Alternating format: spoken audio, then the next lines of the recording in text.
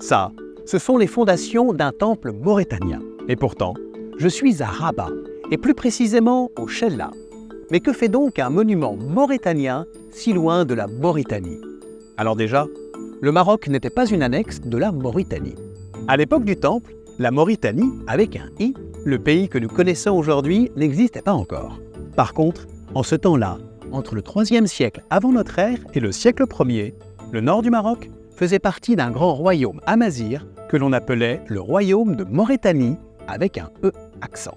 Ici, au Chella, juste à côté du fleuve Bouregreg et de l'océan Atlantique, les Mauritaniens ont construit une grande ville appelée Salah et un port de commerce exportant abondamment des céréales, de la laine, de l'huile d'olive et plein d'autres choses.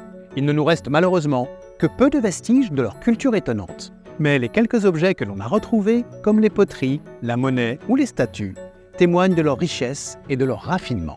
À l'apogée de leur histoire, le royaume mauritanien était si prospère qu'un de leurs rois, le fameux Juba II, va même épouser la fille de la plus célèbre des femmes, la grande Cléopâtre.